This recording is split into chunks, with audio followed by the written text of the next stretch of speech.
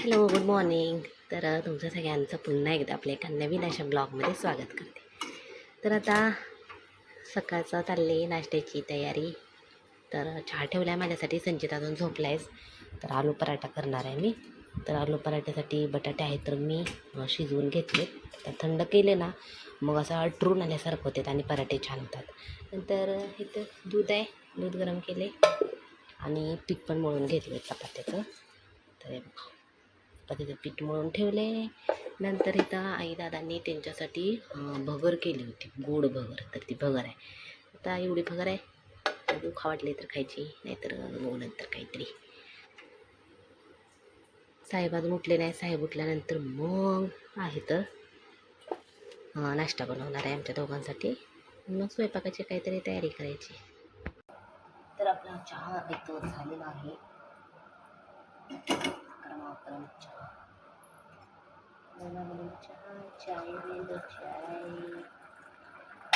जास्त झाला त्याला.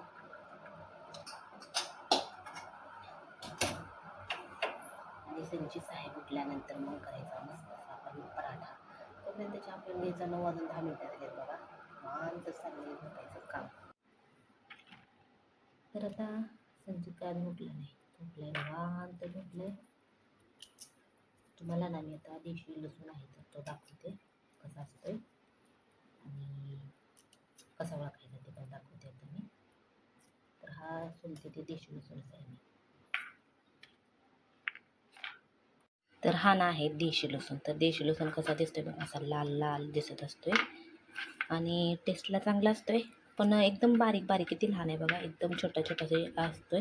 त्यामुळे हा सोलायला एकदम त्रास देतोय, पण चव चांगली असते, वास एकदम छान येतो. ते आपला छोटा असते. तर मला देशी लसूण कसा आहे हे ओळखायचं असेल ना तर असं लाल लाल लाल लाल असं सगळे लाल लाल कुड्या असतात त्याच्याने, एकदम छोटे असते. तुम्हाला एक गड्डा पण दाखवते थांबा. तर बघा, तर हे बघा एवढे गड्डे आहेत, किती छोटे आहेत. एवढा छोटासा गड्डा आहे. हे असे छोटे गड्डे असतात आणि असा कलर असतो, मग ओळखायचा हा देशी लसूण आहे. त्याला आता सोलून घेते. भाजीला पण सोलायचं आणि पराठ्याला पण, त्यामुळं काढून घेतलं. आणि सोलायला एकदम वेळ लागतो, खूप म्हणजे खूप वेळ लागतो. आणि बारीक त्याच्यावरचा पाला असतो एकदम. तर इकडं आहे तर भरपूर भरपूर गरम व्हायला लागले. आता मी बसले तर ते घामाला असं वाटतं मी आंघोळच केली नाही. आंघोळ केली, आंघोळ करून 1 तास पण झालेला आहे, पण गरमी भरपूर म्हणजे भरपूर गरमी वाढली. आणि त्यातल्या त्यात सोलापूर जिल्ह्याचं तापमान तर सगळ्यात जास्त असते. त्यामुळे मग काय स्वयंपाक करताना नुसता घामच घामच घाम. चला का पटापट आहे तर एवढा सगळा लसूण आहे तर सोलून घेते मी. लसूण मी त्याच्याकडून सोलत असते, पटकन होते सोलून. आणि बारीक पुड्या असते त्याच्या, त्यामुळे वेळ लागतो सोलायला. आणि पाला थोडासा नाही काढला तरी पण चालतंय. थोडासा पाला मिक्सरमध्ये वगैरे बारीक करत असेल तर सगळंच बारीक होते. आणि वरवंट्याने केलं तर थोडासा राहतोय. तर आता मला लागली भूक, पण मला काय बनवते नाही. आता पटापट तयारी करून घेते. भाजी वगैरे काय बनवायची, भाजीची सगळी तयारी करते. आणि पराठा, मस्त असा पराठा, दही पराठा. तर दही नाही, दही बघून आणावं म्हणते जाऊन मी. दही आणि आलू पराठा एकदम भारी लागतो. आता दही नसल्यामुळं इथे जाऊन दही आणि गरम गरम पराठा करून घ्यायचा. झोपू नको बघा, आता नंतर ये. चल, नाश्ता कधी करणार आहेस? 10 वाजत आल्या. ये पराठा बनवायचा तुझ्या आवडीचा. संचित,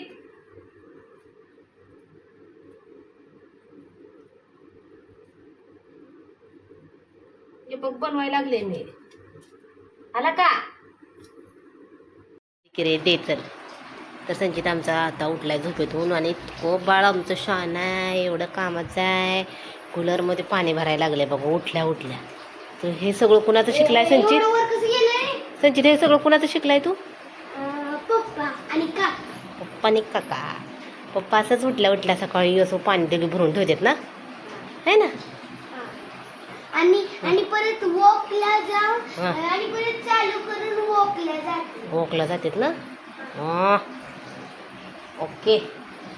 तर ऊन पडले आमच्याकडं. रात्री झाला थोडासा पाऊस आणि हे बाबा इथं पाऊस झाल्याने ऊन पडले. कडक असं ऊन पडले. गरमी खूप जास्त वाढले. आणि इथून असं लावतोय बघा. ही प्लेट कधी आणून ठेवली संचित आणि सांची दोघं खेळत होते तेव्हा. आणि इथून असं हे बघा पाणी पाऊस रात्री झालाय. पुढच्या पण पाणी साठलंय.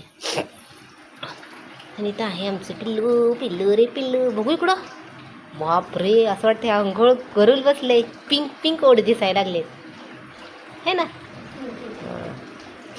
बरं आता सगळं व्यवस्थित. मी आता बनवते स्वयंपाक. आलू पराठा आहे तर कॅन्सल झाला. संचित म्हणला मला खायचं नाही, त्यामुळे मग एकटीसाठी काही केलं नाही. मग इथं मटकी बटाटा तो आहे, जवसाची चटणी आणि आलू पराठ्यासाठी कांदा कट करून घेतला होता. तो कांदा घेतला खायला, रोटी आणि बॉईल एक जवसाची चटणी. तर चला तुम्ही सगळेजण या मस्त असं जेवण करायला. 11:15 वाजले. आता जेवण करून घ्यायचं. तर बाहेर बेडशीट विकायला आलेत आणि आम्ही हे बेडशीट घेतले 300 रुपयाला एक.